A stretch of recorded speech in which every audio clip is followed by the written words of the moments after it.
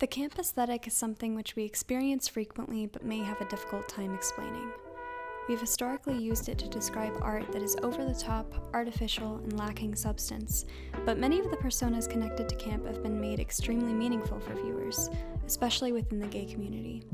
The characters in camp films specifically made during the 60s and 70s appropriate aspects of culture which may have historically limited them or rendered them invisible. Susan Sontag's essay Notes on Camp says that one of the purposes of camp is to dethrone the serious through a purely aesthetic experience of the world. In dethroning the serious, queer films were also able to dethrone systems that had been oppressive and make them silly or frivolous instead. A well-known example of camp cinema is Jim Sharman's 1975 cult film, The Rocky Horror Picture Show. You've seen all kinds of movies, but you've never seen anything like the Rocky Horror Picture Show. In the film, Brad and Janet's characters, the epitome of heterocentric repression, act out the same disbelief that the audience is meant to experience, as they're seduced by the glam, artifice, and theatricality characteristic of old B-movies. But it's not only the over-the-top drama that shocks Brad and Janet and attempts to transform them. They're probably foreigners with ways different than our own. They may do some more folk dancing. It's also about new conceptions of identity and liberation. Remember that at the time of its release, 1975, many doctors still considered homosexuality a mental illness.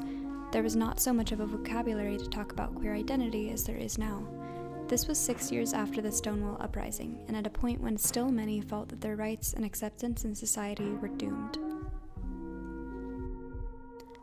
Perhaps what connected so deeply to viewers within the LGBT community was that the characters in camp films are, in a sense, alien.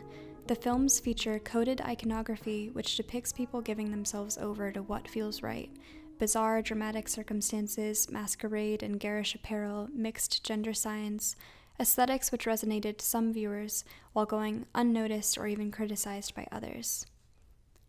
Deliberate camp subverts and exploits the whole notion of what it means to be campy. As Sontag puts it, camp films are always performing culture in quotation marks. One of the things that makes Kenneth Anger's films such a great example of deliberate camp is what parts of culture he chooses to put in quotation marks. In Kustom Kar Kommandos, he taunts the inherent cultural import of the car as a symbol for masculinity and power. Take, for example, a scene of a man fixing and cleaning his car. This would normally be a scene of self-reliance and masculinity, but instead Anger points out its artificiality, focuses instead on its aesthetic beauty as an object. By emphasizing the man's baby blue outfit and creating a pink, dreamlike background, he's queering a scene we've most likely seen many times before in movies. Anger is perfectly cultivating one of the key ideas behind Sontag's essay, which was published a year prior to the release of his film. The idea that one can be serious about the frivolous, frivolous about the serious. He's defiling an object, the car, which has long been serious and masculine.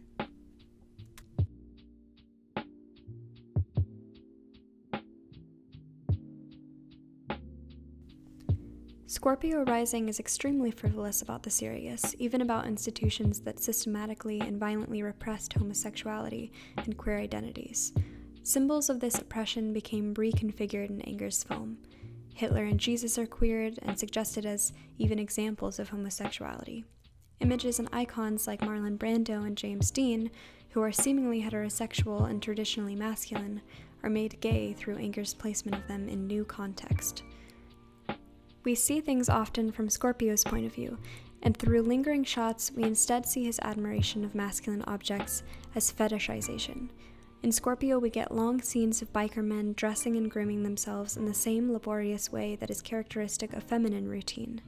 The biker subculture is what Anger puts in quotation marks, as Sontag might say, and by exploring its aesthetic, he removes its symbolic meaning and disarms harmful aspects of the culture, like Nazism and toxic masculinity.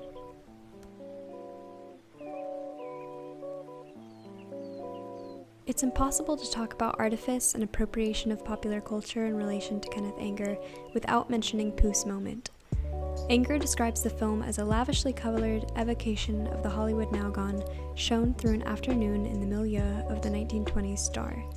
Aside from being one of the things Sontag explicitly defines as camp, the 1920s garb that Anger features in the film is given almost an equal amount of screen time as his star. This is exactly the spirit of camp. Sontag calls it an equivalence of all objects. The glamour of 1920s B-movie stars comes from their artificiality. They don't have to succeed by being authentic, they can be over the top and hyper-performative. Perhaps this is why they've historically had so much appeal to members of the LGBT community.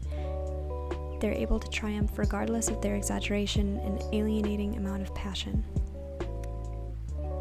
Anger's films, like many of their camp counterparts, become worlds in which one can poke fun at and undermine what may be very serious dominant ideologies, but also make serious images that are playful, absurd, and sometimes almost trash.